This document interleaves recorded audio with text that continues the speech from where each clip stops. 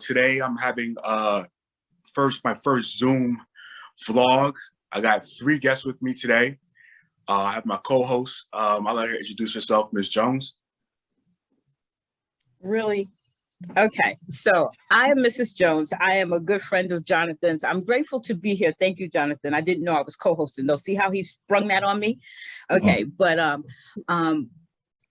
like I was telling Chris, I'm a secretary at a technical high school in Teterboro, but I also have my PhD in the philosophy of the Bible because I'm actually a theologian type of a person. I've been studying scripture ever since I was 12, so that seems to be my thing. But I'm also very, very creative. I never wanted to get rid of my creative side, so I do a lot of stuff. I wrote books. I wrote plays. Me and Jonathan worked together on a play, which I really loved. I'm a podcaster. I do art, music with my husband. So I'm an all-around average person. That's who I am. It's nice to meet you all. All right. All right, I'll take away the title. I don't want no problems. All right. Okay. Chris, you want to introduce yourself? Sure. My name is Chris Torra. I'm an organizer. I do a lot of organizing with white people, anti-racist organizing with white people, understanding what it means to be white, what was required to make us white, and what it requires of us today, and how all of that works to uphold white supremacy in systemic racism. And outside of that work, I'm also an artist. I draw, I paint, I read a lot. Usually, actually, it's science fiction, though. It's not like a lot of heavy stuff. I have a degree in philosophy, and yeah, you know, I view this work as essential just for my own understanding of who I am in this world, and then outside of that, for the greater issues of justice and stuff. But for me, it's about a real personal stake in this thing, rather than anything that becomes about, you know, on behalf of or solely because there's some kind of moral grounding. Thank you for joining. My good friend, Laura Lee. Hi. Yes, so I am a friend of Jonathan's. We used to work in the same office together, but then he left us for another county. So yes, I'm a coworker of Jonathan's. I am also I have a PhD in clinical psychology, and so that's like my field. And I was introduced to this work through another psychologist who does anti-racism organizing, and I was introduced to the same organization that Chris organizes through also. And so I also know Chris through that work, and I've also begun doing work around whiteness and how that fits into all of this.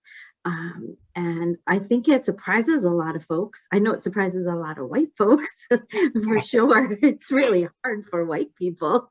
And I know we'll get into a lot of this discussion, but so that's who I am. I try to do as much local organizing as I can. And I have just so much passion for this, for humanity's sake. I see everyone has a stake in this. And Caroline, I must have somehow, our paths must have crossed, because I also know about, you know, Jonathan's play, amazing play that he needs to continue putting on again and again and again and again. So it was a privilege to be able to be there and to be part of his readings all along. So yeah, yes, that was an amazing play. I agree. Yeah, it is. So yeah. All right, thank you. So we want to just jump right into it. So today's topic is white supremacy. And I think it's a topic that is definitely an elephant in the room, not just in America, but throughout the world. I don't believe, I pretty much know people of different races don't understand how powerful white supremacy is. Mm. And it's almost like when you say white supremacy, sometimes people just cringe because it's like a curse word or something. Like, it's like you just can't say it. Like, what do you mean white supremacy? Like, you can't say that. Like, what is that? And I just want to go back a little bit, because one of my blogs I wrote about was how do you sleep at night?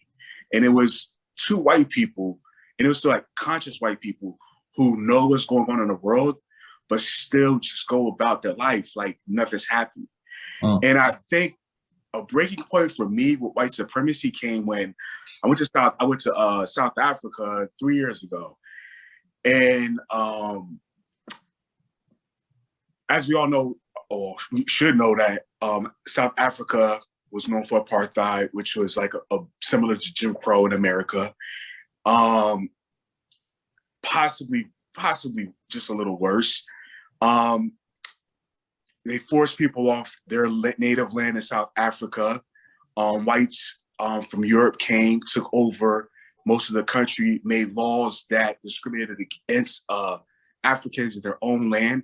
They stole the resources in the land. They even gave Black people IDs. So if they were caught out in the street, certain neighborhoods, they had to show their IDs. They didn't have to, they go to jail. They would have to pay to get out. Of course, they didn't have any money. They got the best schools, the white people. So I was learning all of this, and I'm like, this is crazy. Like, how did this happen? Like, in America, America, most of us understand how it happened because we were brought over here as slaves. We know the indigenous people were here. They were forced off their land. Most of us know how it happened here.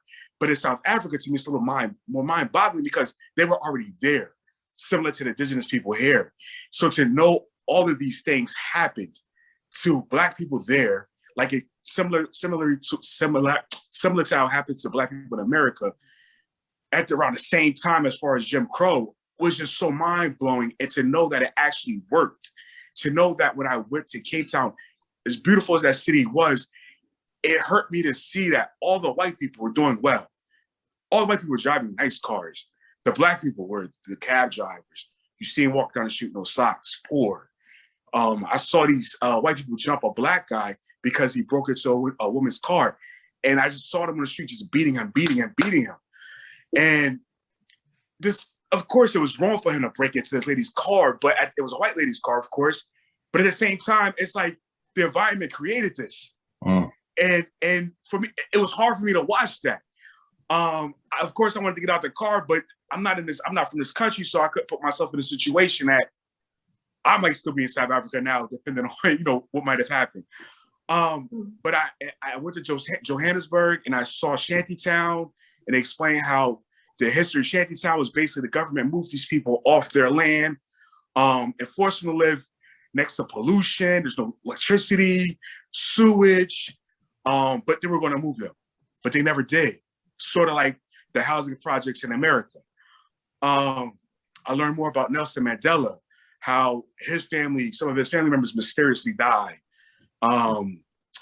or just died, but nobody really knows what happened. How they shot up his house, how Winnie Mandela was threatened.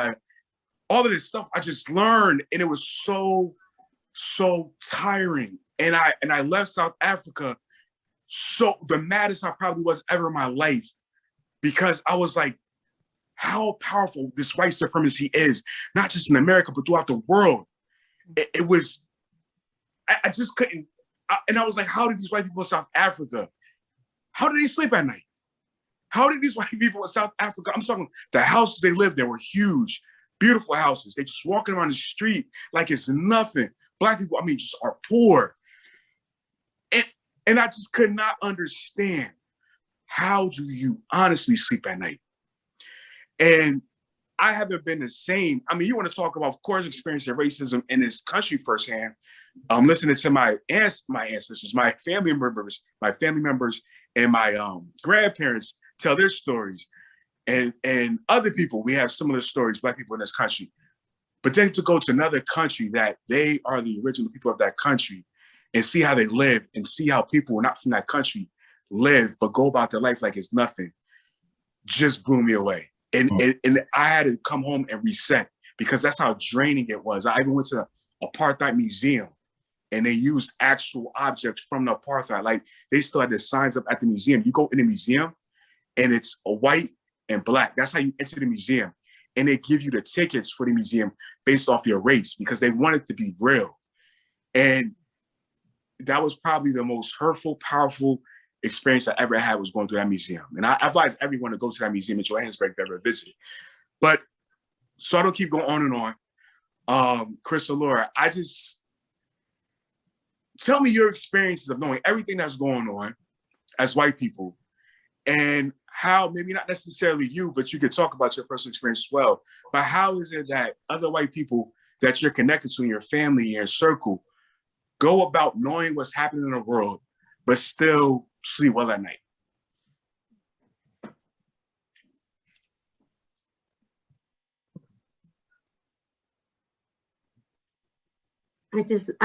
Chris, I feel like you want to jump in. I just feel like I need to take a deep breath and just acknowledge the pain. That's just, I mean, I have goosebumps. Like literally, my body is just reacting to what you're expressing, Jonathan. That's all I wanted to put out there for right now. Is just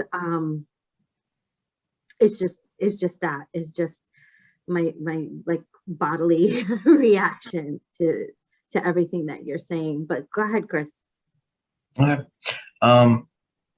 Yeah, I'm not going to talk about anybody else's experience. I'll just talk about my own. But so when I was younger and I knew nothing about this, right? When I was a kid, right, I was suspicious, right? This didn't seem right, what was going on, but I was a kid, right? What do I know? And then I was educated, right? Brought up in this thing and brought deeper and deeper into all of this stuff that makes white supremacy, right? The ideology, the feelings, all of that stuff, and it's compartmentalized, right? If I think about how it was that I was living, I grew up in the suburbs in New York, so very segregated areas. So I wasn't that exposed to it when I was younger. So as I get older, it's normal. It's normal to be able to compartmentalize that, right? We chalk it up to poverty. We chalk it up to a whole host of other stuff rather than about race. Particularly growing up in the U.S. after the civil rights movement, right, where white people can't even say the word race. They can't say white or black because you're not supposed to say that, because then you acknowledge that you understand race and that you see race, and then that brings you one step closer to being a racist, or at least being accused of being a racist, right?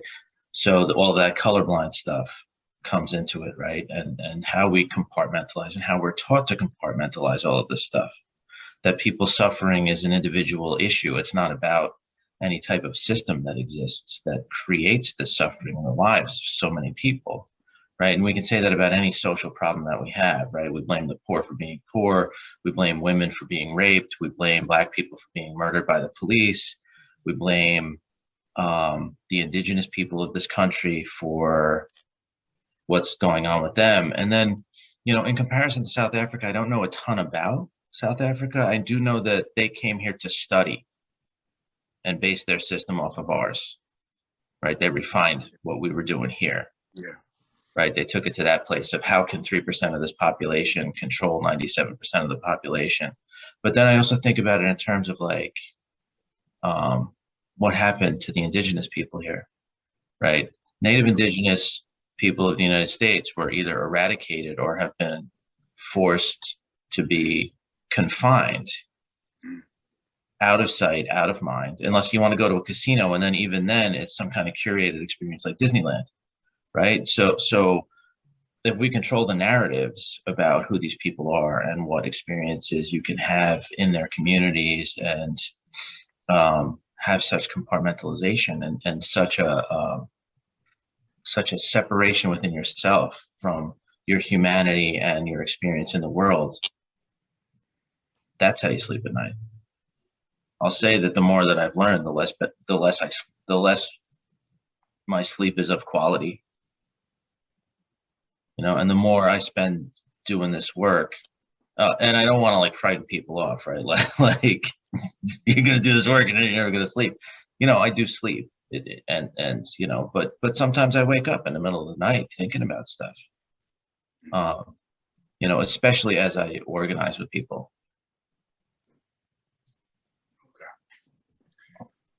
Yeah, thank you, Chris.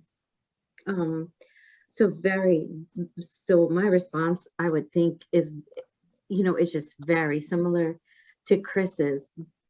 To even just answer that question, I feel like has like just different layers to it. And of course, you're asking someone trained in psychology, right? So like peeling back the layers. So I think to answer the question, how you sleep at night, it goes back to how white people have been socialized to just conceptualize the whole issue around race, which is pretty much what like Chris is saying. And so even from like speaking from my own experience is very similar to Chris's, you know, growing up here in the suburbs of New Jersey.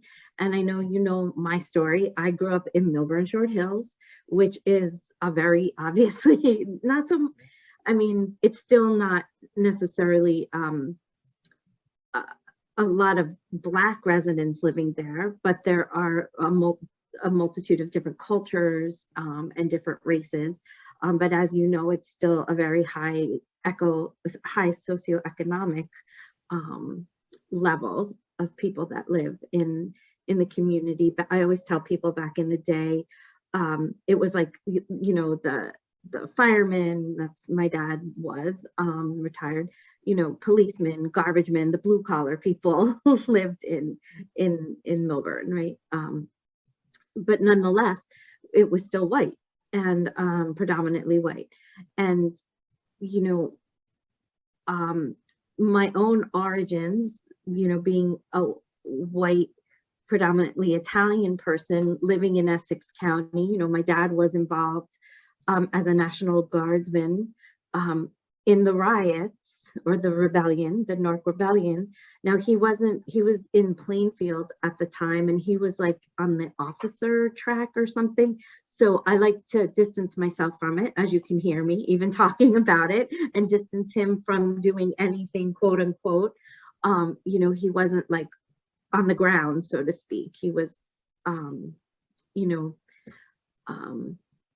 but I think about this stuff, right? So what does it do for white people? It certainly brings up all kinds of, and for me, right, like white guilt, it certainly can bring up all of those kinds of things, white shame.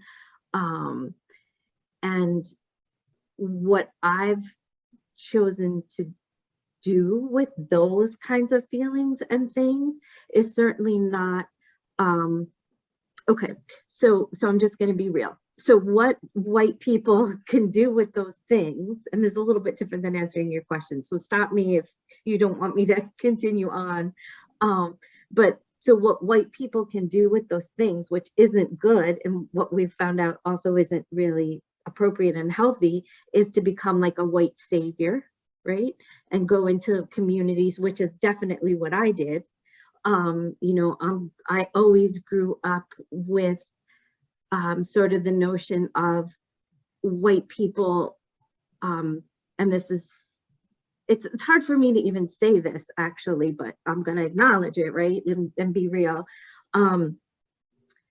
that white people need to go into the communities of color and help, right?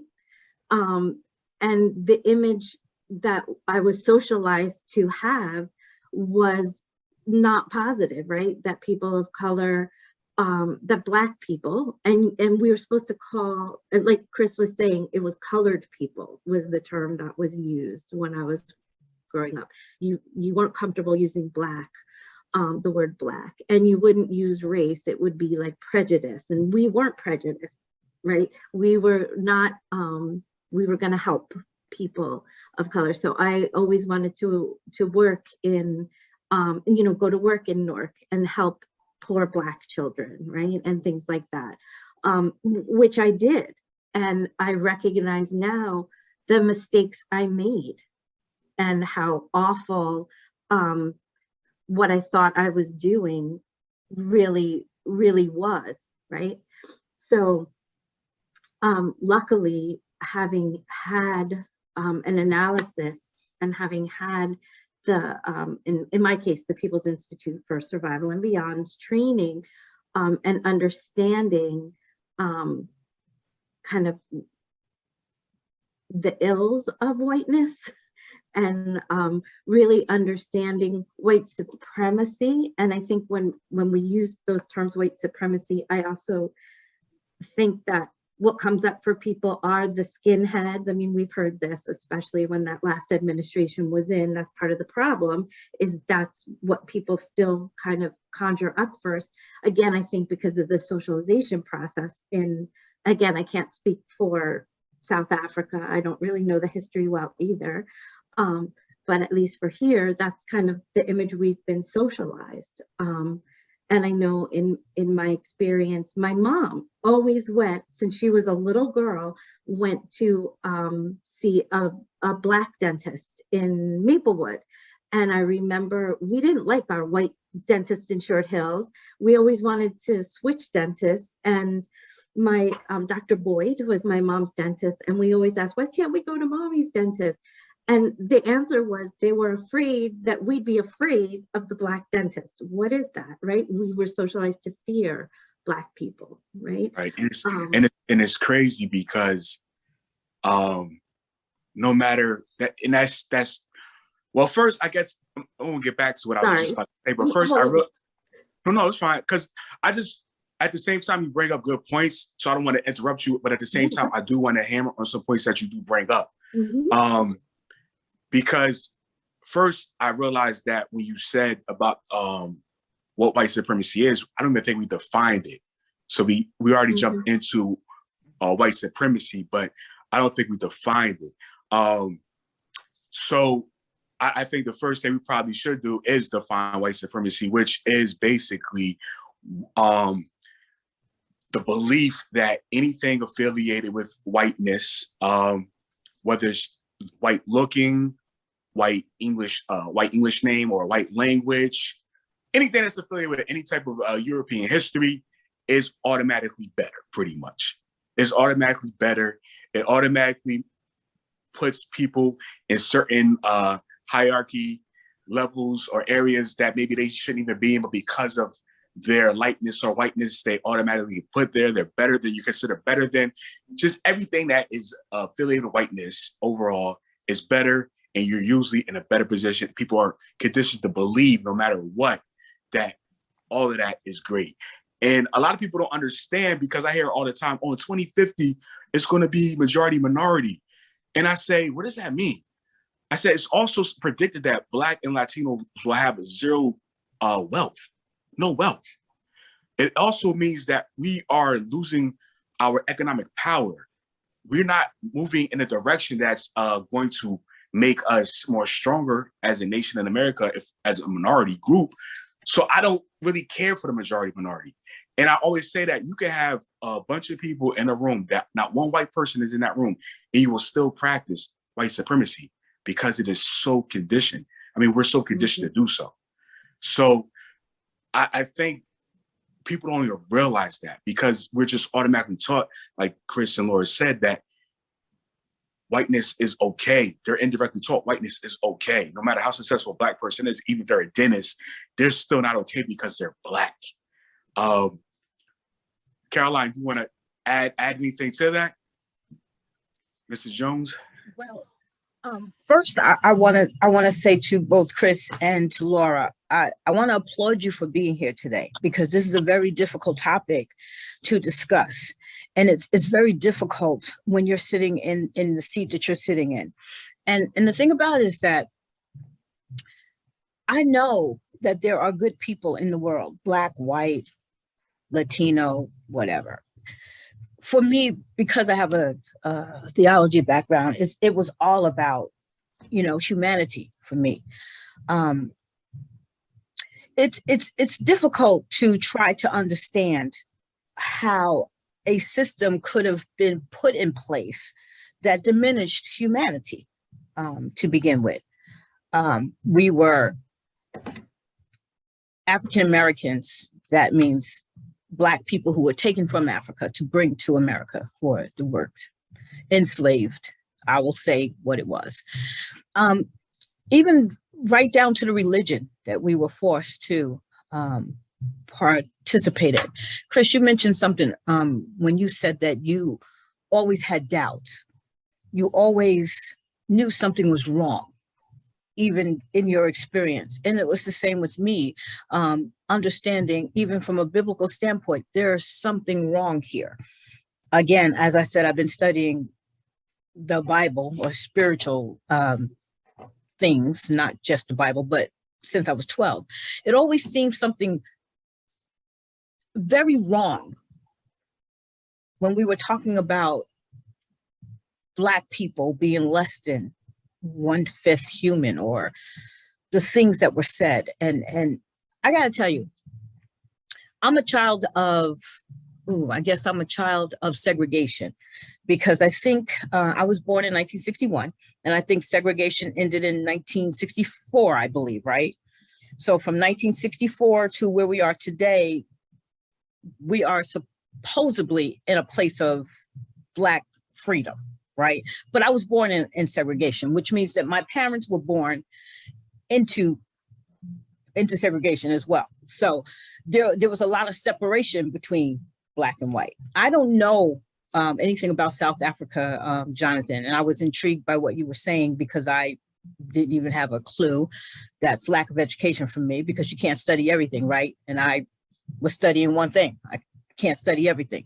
So, and Chris, you had said, or was it Chris who said that they came over to America to study how, so we're talking about white supremacy, but we're really talking about how America has brought this system into play. Am I correct? So yeah.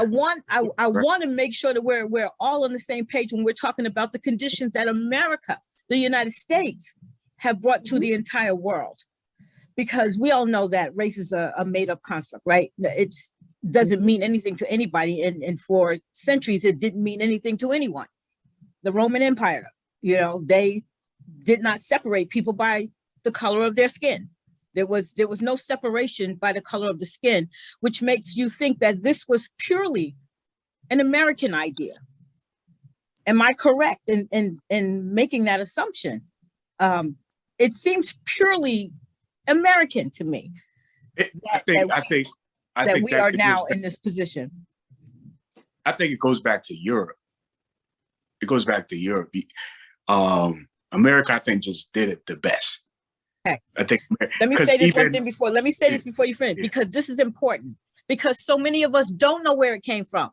Okay, you understand what I'm trying to say to you? We can't get to the root of the problem when we don't know the root of the problem. Yeah. All we see is what we know, what we've experienced, what we say. I don't even know where it began. And so understanding how we got to this place is important to me as I'm on this Zoom meeting with the two of you and you, Jonathan. How do we even get here? How do we get here? Hey, so, Chris was like, I'm sorry, man. I thought you were done. I am done. Okay. That was a question. I think Chris was going to say something. Yeah. The history of it's somewhat unclear, right? But there, so some of it being unclear is because in the 1800s, Europeans were rewriting history. They were retranslating a lot of texts and writing race into them, right? So that's why you see race in the Bible. You see it in all the ancient Greek stuff.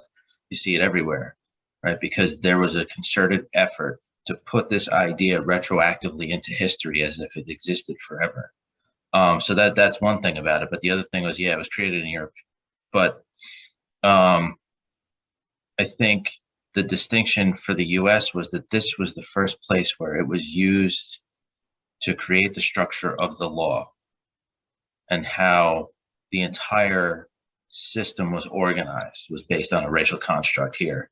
And that was the first time that had been done. Yeah. That's why they came to study here. And they weren't the only society to come and study here, right? Nazi Germany was another one. Yeah, I was about to say that. Yep. Yeah. Sure did. Right. Yeah. And so like that's our legacy, right? But we want to talk about that because we ignore the history. because that's a big part of white supremacy. We want to make that history go away. We want to make history disappear so we can disconnect people from those traditions and work from an individualized standpoint. Right. Can I ask a question? So where does critical race theory come in play? It seems to be the buzzword right now. And I'm Jonathan's smiling, but I'm sorry if I opened the can of worms, but no. I honestly, I knew it was going to come up at some point. So I have my own feelings about critical race theory, and I wrote a blog on that too because mine was to Black people though. My question was, are Black people ready for critical race theory? Because a lot of times, in my opinion, when it comes to racism, I'm sort of like Malcolm X, Booker T. Washington. We don't have any evidence. There's no history of overall white people assisting Black people to get better conditions in America or anywhere in the world for that matter. It's usually the opposite. It's always been the opposite. White people have always created ways to have us take a step back. So when it comes to critical race theory, which is pretty much a conservative created term, because critical race theory, you're just talking about really U.S. American history, the truth, the real American history. My question is, when we push it, are we ready to actually teach it? Do we know enough ourselves to enforce what should be taught? So that was my question of Black people. Before we get on white people saying, hey, we need to have critical race theory, are we going to be prepared to say, if they decide to start teaching this, are we going to know they're teaching the truth? So sometimes I think that before we jump on a bandwagon, sort of say, we have to take a step back and make sure we prepare, because the first thing that white people would do if they say, all right, we're going to teach critical race theory, how should we teach it? How should it be structured? How can it be inclusive? I guarantee you most of us probably won't know. We won't know. We have the Amistad Act in New Jersey. That's supposed to be a law. Like, the children are supposed to actually learn about Black history in New Jersey. And it's not even been acknowledged. It's not even been acknowledged. And you know why I think it's not being acknowledged? Because there's nobody to actually put a structure in place to show how it should be done. That's just my opinion. And I'm not necessarily blaming Black people, but at the same time, I think that we have to be more organized when we push something.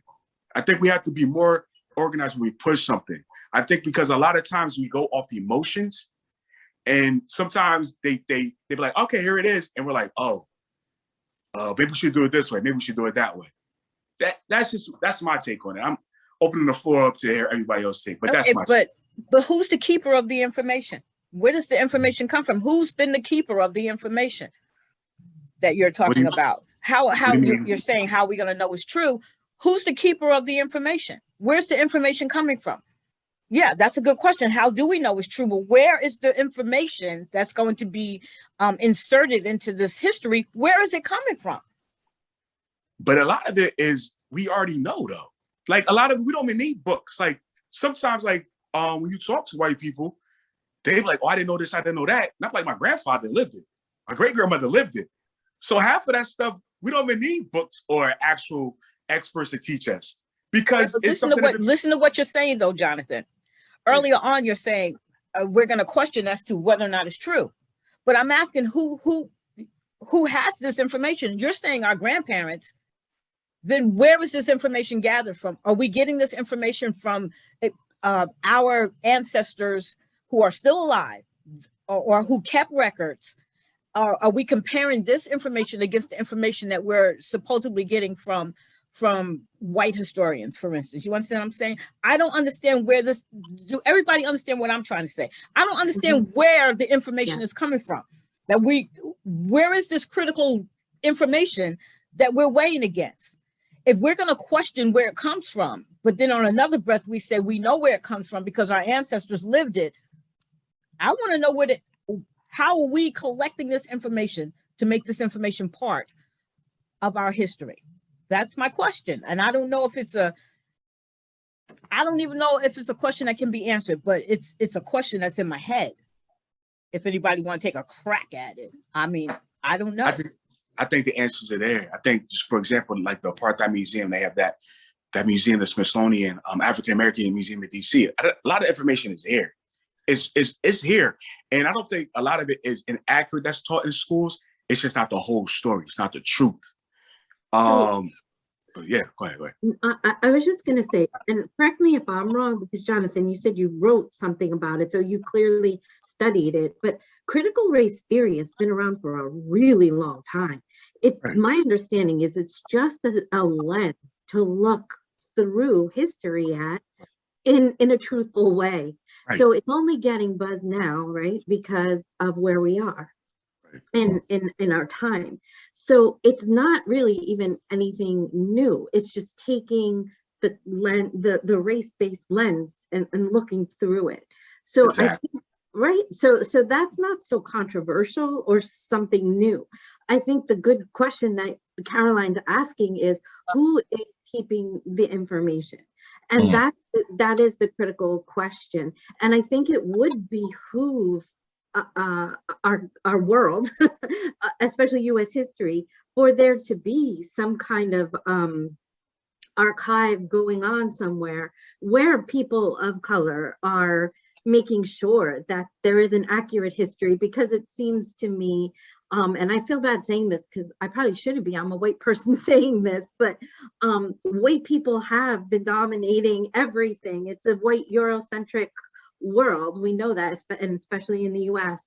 So that does make sense to me. But I hear Jonathan saying that in the African American Museum, there is a plethora of information. So that's great. And I wanted to also add that I've read in just some of the stuff that I've read, that like Pearson and some of the big, I'm not sure if it's that company, but some of the bigger like companies that make textbooks, they already have two versions. So for example, Texas will get, and that was one of these were the two states from what I remember in the article, like Texas gets one version of the textbooks and California gets the other version.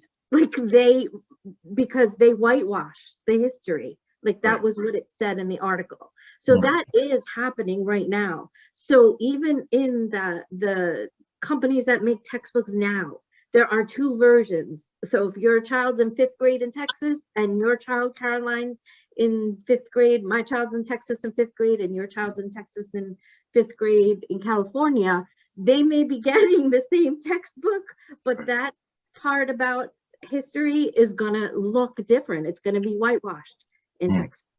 So I just wanted to add that to the discussion. Yeah, there has been a strong effort to change what children are taught, right? It's been strong. It's not just oh, we left some stuff out. It's like there are textbooks that have been popping up, getting approved by some school boards that have changed the status of enslaved people. They started calling them settlers and immigrants. Right. Yeah. Yeah. Right. Like, you know, and even that term settler, right? We don't even address, like, that term is completely normalized in our history books, right? As if like that's, everybody does that, right? It's like, what is that even?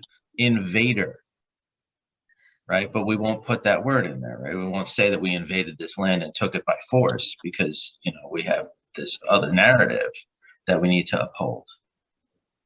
The heroes, the saviors, as Laura was saying before. Yeah. I also, to add to what you're saying, Mrs. Jones, I don't know if anybody heard, but Florida, and I believe I want to say another state is right behind them, is trying to pass a law where you can't teach anything in public that makes white people uncomfortable. Yeah. So it's, to me, it's so funny when people be like, I think the most annoying thing I've been hearing my entire life is when people say it's 2022, or it's 2000, it's 2016, I can't believe this and this and that. I'm like what? Like, when has racism ever went away? Like, I just be like, I'm like, why do people say that? Like, when did racism stop? What year did racism just disappear? Or what years? So to me, when things happen like that, I think it's because people do get more comfortable. We're somehow convinced we're moving in the right direction. And when that happens, they give us something to remind us, nah, not yet. If you even make a white person feel uncomfortable, you're going to be in trouble. Yeah. Man, that's powerful. That and it just, and Malcolm X always says something like he always used to say like Black people suffer in silence. He didn't want to suffer in silence. And it's so true. Black people have to continue to suffer in silence so everybody else, majority white people, can be comfortable. It's, and the psychological toll it takes on Black people, I don't even need to tell anybody. Well, maybe not say that, but some people do know.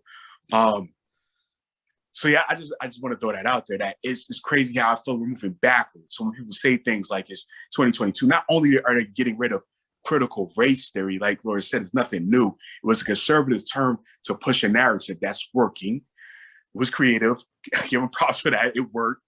But not only that, to take it a step further, not only are they trying to get rid of critical race theory, they're going to say, if you teach anything in a public institution or public place that makes white people uncomfortable, you're not allowed to do that. Right. I had a hell of a time with math. I think they might start taking that out. I mean, now that would be good. So yeah. So that goes back to sort of one of the points I was trying to make on my random tangent. And I'm sorry, because it's hard for me to stay focused because I feel so passionate about so many things about this topic in general. So thank you for trying to keep me focused. So part of our work as white people in anti-racist work is actually for white people to work with other white people, to get them to understand and see this, because we have been so socialized to be blind to this. And it's been intentional.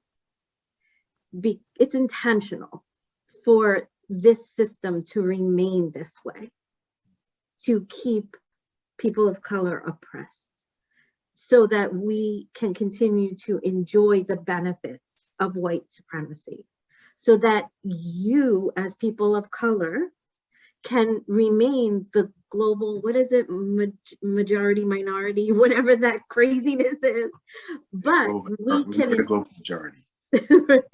but we can enjoy the wealth so that we can still benefit from your oppression.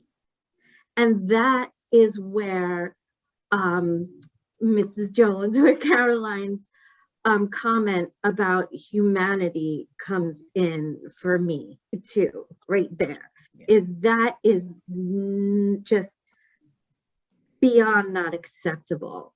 And that's why I can sleep at night, because I try every waking moment that I can to do what I can every day to the best of my ability to try not to perpetuate the system as much as I can. I walk around in this skin. I can't disguise it, but I can in my actions, with my wallet, with my money, with doing things like this.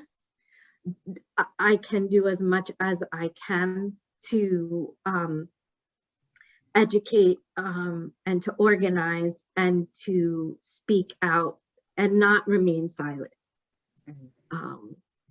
And within my family, Jonathan has met my dad. He knows my dad, he knows my boys, my husband. Within my own family, trying to educate, because they're a tough crowd. Not everyone, everywhere in my extended family understands this, but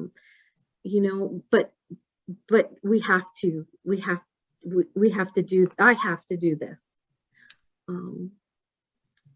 And so, sorry, go ahead. I didn't mean to stop. I thought you were done. I didn't mean to stop you. What I was going to say was, picking back off of your point, and I know you know this. I'm not sure if you know, Ms. Jones, my view. So, as Ms. Jones said, I definitely appreciate the work both of you are doing. However, as I had just recently just mentioned a couple minutes ago, I've always been torn about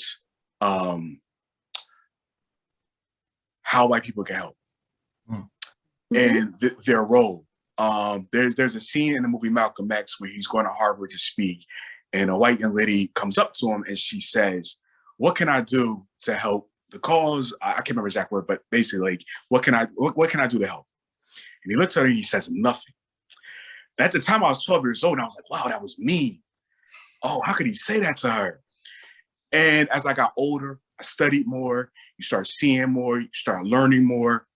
I'm like, I don't think there is anything a white woman can do. And it could be a white man too, but for that scene always comes to my head was a white lady. I don't think there's anything a white woman can really do to help. And at the end of the day, I just feel like as many Lauras and Chris are out there, that the system is so strong that there just aren't enough white people to change it, or white people that's working to change it. And I think that even the hardest part, in my opinion, about even white people who know and don't like what's going on is they're in a certain comfort. So why would they give that up? Right. Like, it's easy to be like, you turn on the TV and see that once again, that white officer in Minnesota got 16 months for killing Dante Wright. And the judge, this white supremacy at work, the judge is crying, sentencing the murder. The lady who took this young man's life, the judge is crying for her, not the boy that lost his life. That sorry for getting a little hyped and emotional about that, but you get tired of watching that as a Black person. You get tired of watching that Black boy at Bridgewater Mall just get picked up by the police and pinned to the ground while the white person who started the fight is just chilling, just relaxing. So all that to say is,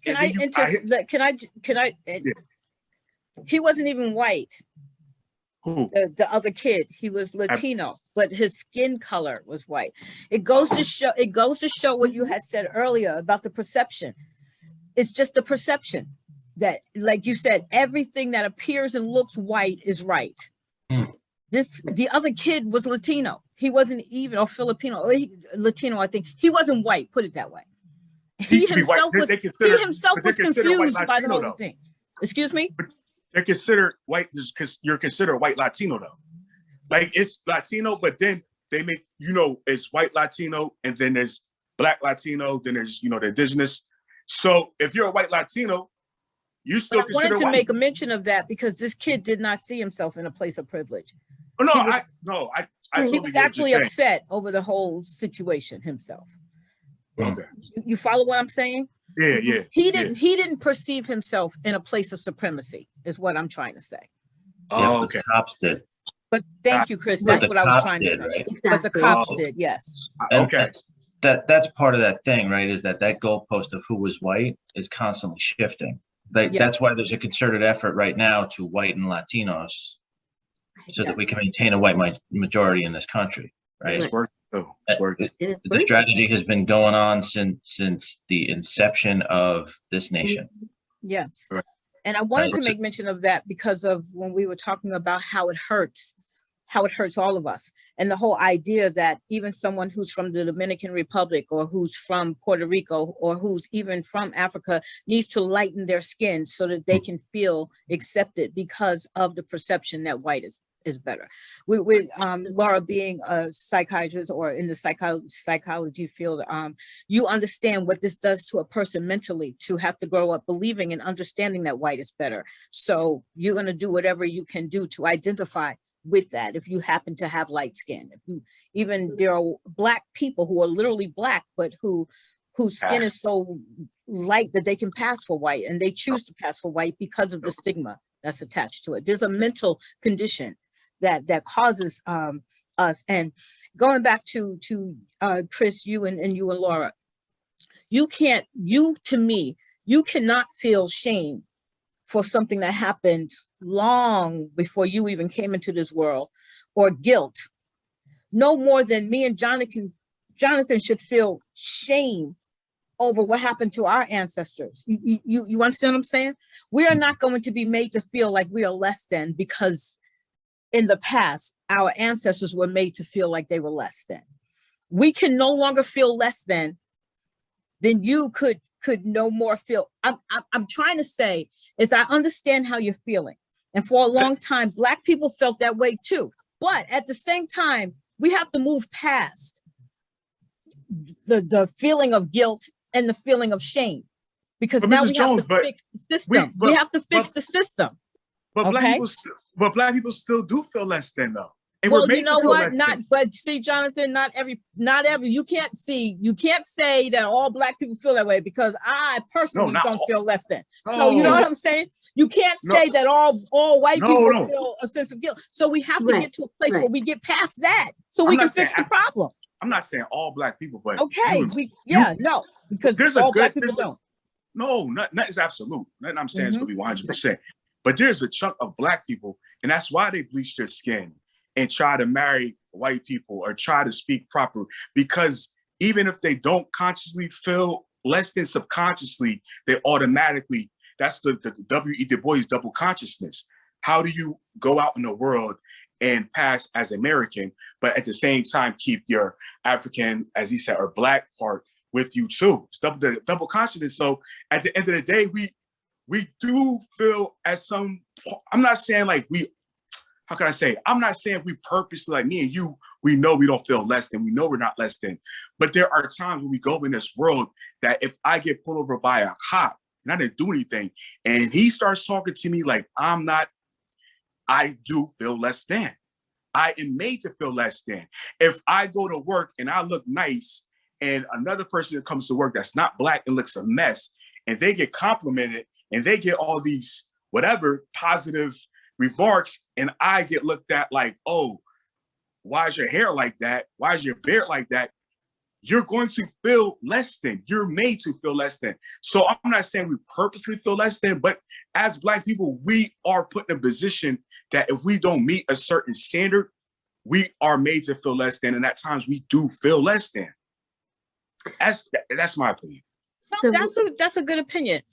There's a reason for that, because we've had more years of being less than we have in being anywhere near equal. I'm gonna share this with you guys. I pulled it up because when my husband shared it with me, I was completely shocked, even though mentally I knew this maybe, but to see it, I was literally blown away. I have in front of me a chart that starts from 1619, from where I guess the first slave ship landed.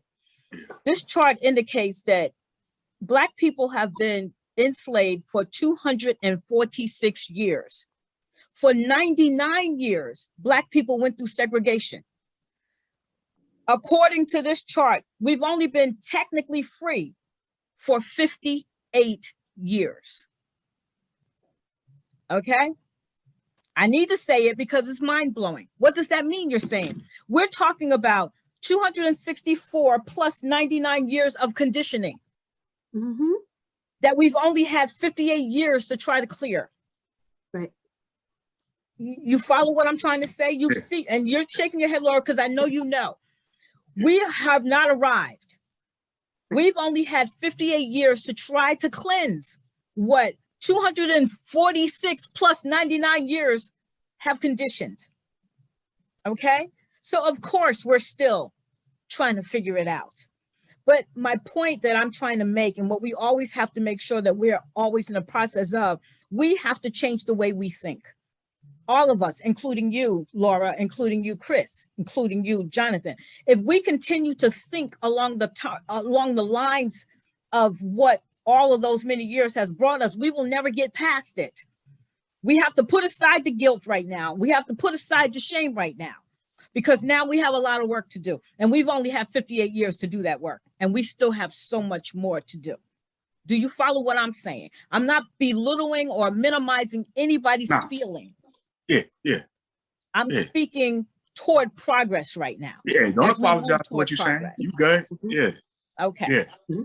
Yeah. And to add to that, it's mind blowing too to tell people that similar to your daughter, what you just said, we are, how long we've been in America. I know for a fact my family's been in America at least 200 years, close to 200 years. Exactly. My father's side, I am the first person in my immediate family, out of my parents, my grandparents, I was born with actual freedom. Yeah. The first person. So think about that. Yes. My family's been here for my mother's side, who knows how long they've been here, but I know for a fact my father at least almost 200 years. And I'm the first person out of all of them that was born into technically freedom. Exactly. You know what I'm saying? That's crazy. Yeah. And I think that's a part sometimes that's frustrating for people who don't know history, because they look at Black people and be like, why are y'all not further along? Why y'all not this? Why y'all not that? And it's like, do y'all think like we just all of a sudden, like they let us go from slavery and we just was able to just go into society as we wanted to? And the sad part is though, even though I was technically born into freedom, and I hate to say it like that, but it's equal rights. I don't know the right way of saying it. I don't think there's a right way of saying it because it's not necessarily true. When I'm having the same conversations with my father and my grandfather, he just passed away. Of course, he had it rougher than me, but it still hurts to know me and my grandfather can still have the same exact conversations. So to know that papers in a way don't mean anything. You know, signing policy, it doesn't mean anything if the actions don't change, because all things do over time is evolve anyway. And people get more creative of finding a way to keep things the same. So at the end of the day, it's like, okay, yeah, I was born, my mom's birth certificate says color.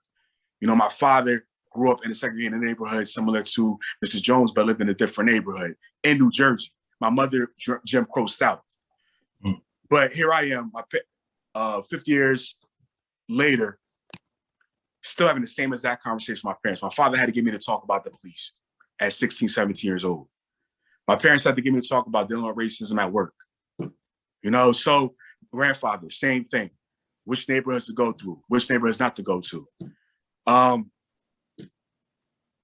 Because that is what they know, and that is what they knew, and that is what has been passed down to them. But the question is, what are we passing down to our children? What are we passing down to the generation of children, Black children, Latino children, children that typically are in a different position right now? We're not here discussing white people in a sense. We're here discussing a system that has been unequal. We are here trying to understand how we can pretty much break down a system that causes good white people to feel guilty and good Black people to feel less than. Am I right? Yeah. So I always, when I get into conversations such as this, I always want our contributions to these conversations to be about change, right? To be about the problem. How can we move forward to fix what clearly needs to be fixed in this situation? And those are the types of conversations that I like to engage in. And Laura, I love the idea of you wanting to help and doing all that you can do to help. Chris, you too, because it starts with people, one person at a time. You cannot change the world completely by yourself, but guess who you can change? Yourself. And if each one of us are willing to change ourselves, our perspective, how we see things, how we are going to fight for truth and justice, all of us have an obligation on this Zoom call. You, Jonathan, me, Laura, Chris. They're not the only ones who need to be fighting for this system. We do too. So as long as we can always understand that we can only change ourselves and move forward in what is right, in hopes that we can influence someone else. I consider all of us are influencers, right? Chris, you're an influencer. Laura, you're an influencer. And you too, Jonathan. So how are we influencing, right? We can only control our narrative. We can only control what we do. We can only control how we move forward, going forward, how we move forward. And this is a start. And I love these conversations. And I love that we are team building to try to bring about a change. And maybe I won't see that change in my lifetime, But I have a granddaughter who's 11 months old. So I'm fighting for her. You follow what I'm saying? We must continue to fight, and we must keep our perspective on what it is we're fighting. We're not fighting people. We're fighting a system that people are wrapped up in. You are you following me? Yeah, you preach it, so we just listen. Okay. Yeah. I'm gonna get off my soapbox. Go ahead. And I mean, that's a good way to close this out, because of course you always want to focus on solutions. I'll say my part, and I'll turn it over to Chris and Laura. But and Ms. Jones, I know that you already pretty much know my feelings about moving forward. We had this conversation about, I think, 2 years ago. You're way more optimistic than me. I see us going backwards. I think it's a little worse because I think it's done in a way right now that we're being fooled we're making progress. And every time we're being fooled, we're making progress, I feel like things are being done to take us 2 steps back. And I honestly feel that things are going to get worse for Black people, in my opinion, for the simple fact that our economic opportunities are becoming worse statistically. And I feel without economics in this world, we won't make any significant progress. I also feel that because we're also being closed out of the opportunities in America, we're the only people in this country that really can't go anywhere else. We're the only people in America, Black people, the only people, Black people of this descent of slavery, are the only people in this country who can't go anywhere else. And what I mean by that is that if usually Chris, Laura, you more than likely know where your family comes from. You may even still have family there. There's other people that come here with countries who back them economically. They can have dual citizenship. They go back and forth. We can't. We are literally stuck here. And we are not really making the, I feel, necessary moves collectively to elevate ourselves. And I think long as things are done, such as not having reparations, but having money for war, having money for other groups of people to come over here, giving them trillions of dollars to settle in this country. And I'm not saying I'm against that, but what I'm saying is that's not helping us. Long as things are done like that, we're going to continue, I feel, to be in a position where we're not going to be able to advance. And that's why I stick to Malcolm X, Booker T. Washington, many of these, I call them my heroes, who knew that we had to focus more on ourselves versus waiting for other people to intervene or help us. Because as I stated before, in history, nobody's ever really helped us nobody's ever helped us in a way that significantly changed our circumstances. So the only people that can continue to do that is ourselves. And I just feel that Black people they have to stop waiting on the government, depending on the government to come rescue them, because it hasn't happened and it's not going to happen. And they do stupid stuff like put in symbolic, what am I looking for? Symbolic, I can't think of a word, but there's a lot of symbolism to act like there's progress being made, but it's a distraction in my opinion. So I'm just going to close saying that. So I'll turn it over to Chris. So yeah, I hear that. And I guess the thing that I think about is that the work that's required for Black people and Latin people and white people, it's all different within those communities, right? And so everybody's got their own work to do. And I think that, I think about this in terms of history, right? Because of what Caroline was talking about with this multi-generational thing that's going on. Right? This is something that's been going on for hundreds of years, right? And we have to have this big picture kind of thing. And I look at progress that was made in the civil rights movement, right? Like Jonathan, I like that question. When did racism end, right? Because depending on what generation you ask, they got dates, right? It ended in 54, Brown versus the Board of Ed for one generation. And the next generation ended in 1964 with the Civil Rights Act, right?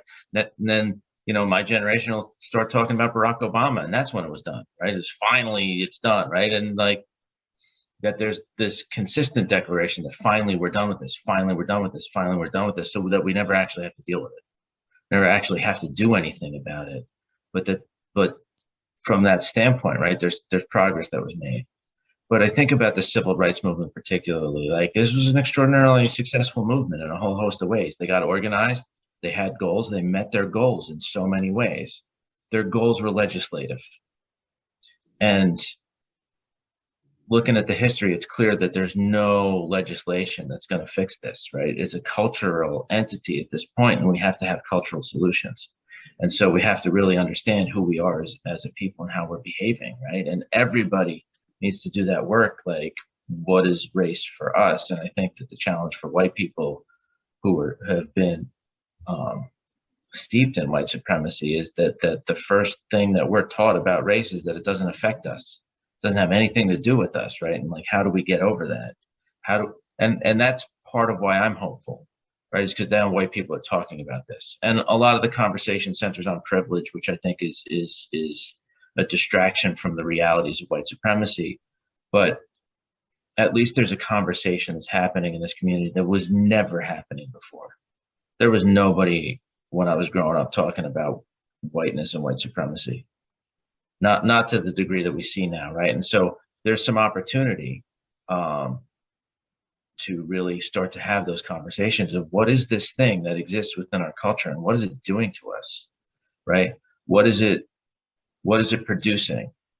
Why are the outcomes that we see disaggregated based on race across this country consistent for the last several hundred years, right? Well, like, why do we see that those outcomes don't change when we start really looking at them? And what does that mean for us? And like, how is this held in place? Because I don't think this system is broken. This system is continuing to produce what it was designed to produce, which is that stratified outcome, right? So we need to redesign it. But in order for us to do that, there's a lot of work that has to happen where people have to get kind of to understand their own positions before we can even do that. I will say that the one thing that I think is the most toxic for the white community is the sense of urgency that centers on activism rather than on organizing. We are eager to run around in the streets waving signs and giving the mayor the finger, but not doing the actual work behind that, so that it's not just an event, but it becomes this thing about how are we changing the culture of white supremacy that we all benefit from. And some of it is definitely economic, but so far beyond the economics. That's what's in my head. Some of what's in my head. Yeah, I appreciate it. And I do want to just add that I said we were the only people indigenous, so of course they don't have anywhere to go. I just want to add that part in. Try to be accurate as possible. Yeah. So no, I hear what you're saying, Chris. I mean, I guess the only part I can counter is once again the civil rights movement. A lot of that stuff benefited other minorities more than Black people, though. Or you could just affirmative action benefited white women. It benefits white women the most. So it's almost like, I mean, and then some hardcore Black scholars say that nothing has really changed statistically for Black people since the civil rights era. Like our conditions probably are better, but as far as our dent in corporate America, education, economics, I mean, we're locked up now more than we were before the civil rights era. There are more Black single family households prior to the, so not to say everything you're saying is false about the civil rights era, but once again, it's what's actually being done to change our overall condition that I have the issue with. That's, I would say, legislation can't fix. Policy can't fix, laws can't fix. It's more or less, Laura been pretty much saying it. And you've been saying it too. It's us. Well, in Carolina, yeah, everybody said it. It's us. We control the system. We make these laws. We write these laws and decide who's going to go where and who's going to work where. And I mean, it's all the way to the NFL at this point. Like, they have a ruling where you have to interview at least one Black coach. And they have less Black coaches now than they had before they even had that rule, the Ronnie rule. So it's And that's what I mean when I say, like, it feels like every time they give us this, like, all right, we're moving forward. And when nothing's going on, it's quiet. We're like, wait a minute, how did we get in the position now where there's less than what it was before? Brown First Board of Education, statistically speaking, we are more segregated now than it was before it was a law. So all this stuff is just like, that's why I'm sorry, I'm pessimistic. You know, it's just because when you look at the overall picture, everything looks pretty cute on paper, but then when you actually see reality, it's like, I give up. I'm tired. Hey, I don't know what else to do. So, you know, so the Chris, not to definitely everything you're saying was on point, but at the same time, I just wanted to, of course, show you the other side or tell you the other side of what some people see when it comes to civil rights, just the symbolism, I guess. The symbolism overall, I guess. I understand. Yeah, I hear that. And there's a deep history of white people taking legislation that's meant to improve the situation of people of color and manipulating it for our own benefit. Absolutely. Like that's part of that culture that we have. That's what we do. Right. So, I mean, I'll close out. Okay. Oh, yeah. All right. Yeah. Yeah, no, I just wanted to kind of close out too by saying racism dehumanizes us, period. And I agree with what everybody is saying, that I think that is systemically, just to summarize what we've also all been saying, that's sort of been, whether it's conscious or unconscious, the master plan of the founding of this country, to maintain the system so that it continues to work for the predominantly white people in power, right? To keep the wealth and to keep the power. And I keep thinking about it in terms of power. It's all about power, because with wealth, you have power. With land, you have power. Economics, it's all about, for me, it's all about power. White supremacy, whatever you want to call it, it's power. And I want to also close out by saying what I've been told and taught by Black leaders that I have come to respect and learn from, is that it is, for white people, it is our role to join in a Black-led movement. It is not our movement, white people movement, to lead per se. It's not our job to say what needs to happen. It's got to come from people of color, kind of what we're talking about, the civil rights, the legislation, even the Rooney Rule, that was still written by white people. That was still passed by white people in control. It's always white people at the top. Again, I'm generalizing, right? So this grassroots stuff to try to collectivize and get people of color to be heard, that's how I've also been taught and been kind of told, right, that's what I meant by saying my work as a white person is to also help other white people to see that some of it is also giving up the power, and to recognize that this system has been created and this is what we need to recognize, accept, look at, understand, and follow the lead of people of color. Let me just add one thing, Jonathan. Laura, what you're saying, I truly understand. Where this is a work, Jonathan, which we're saying that Black people need to do. We have a work to do. Chris, you mentioned it also. All of us have a work to do, but in our own lanes. White people have a big role to do, because they are in charge. They're in charge of the legislations, right, and the laws, right. We can't move in this country unless laws are changed. We really can't do much because we are locked into a system what white people can do is literally help in that way of removing the locks of a system that we can't move through. You follow what I'm saying, Jonathan? Where it is important for us as Black people to do our job that we need to do. We can't do this job unless we're connected with white people who understand the importance of this job so that they can do their job. We need to work in concert. I hope that's understood by everyone on this Zoom call. This is not something that we can do independently. This must be a mass movement with all of us, with all of these mechanisms moving in their own lanes. You understand? Simultaneously together, so that we can dismantle this thing. The Black community won't be able to do this by themselves, and the white community cannot do it by themselves.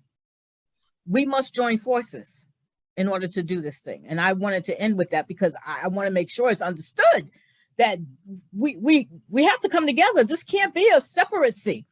That's what got us into the mess. We need to come together. It needs to implode. You follow me? I hope you understand what I'm trying to say, because this is important to me. I've been here longer than you, Jonathan. I'm listening to you. I'm listening to you. You know, I don't mess with you, you know? All right. So let's We need to link. We need it all. We need all of us working together collectively as a whole. We can do this. We need to Thank you, Chris. Thank you, Laura, for the work that you're doing for a cause that is beneficial to both sides, not just our side. Okay. Yes, thanks, Chris and Laura. So I'm going to go ahead and close out. Once again, I want to thank everyone for participating, for having this raw and honest conversation that is very well needed. And I definitely would like to, I would like to have similar conversations with you all moving forward in the future.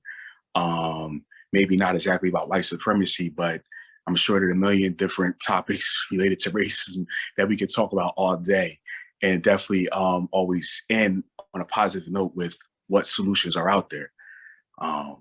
So once again, I thank you very much. I appreciate your time, appreciate everything everybody said, and look